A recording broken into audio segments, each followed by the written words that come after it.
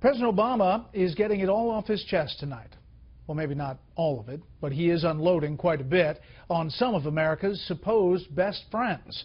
Correspondent Kevin Corke has the story tonight from the White House.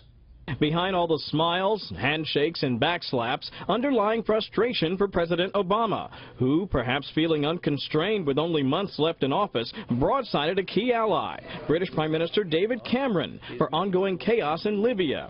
In a wide-ranging interview with The Atlantic, the president singled out Cameron, calling him distracted in the wake of Libyan leader Muammar Gaddafi's ouster, saying it contributed to the so-called S show that remains there. Further, he hammered allies for being what he called free riders, expecting the U.S. to do heavy lifting in places like Libya while investing little in their respective militaries. Adding, quote, "I had more faith in the Europeans, given Libya's proximity, being invested in the follow-up."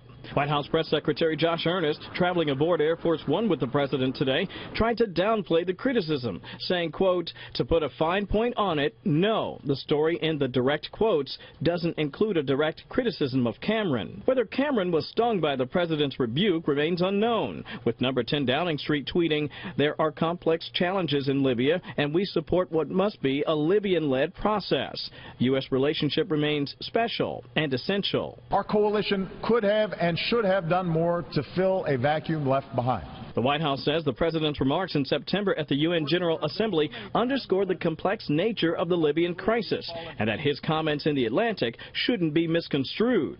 But experts suggest the piece says as much about Mr. Obama's leadership as it does his values. This article is about the president whining that the world doesn't operate the way he does. And anybody who runs a company or anything with people realizes that that's an abdication of leadership. That's not leadership.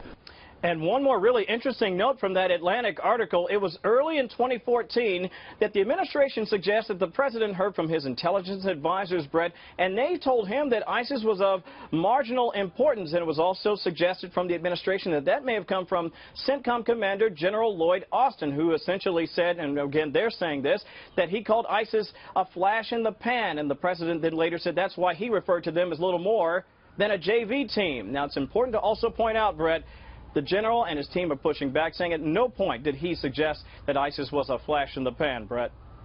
Kevin Corke live on the North Lawn. Kevin, thank you.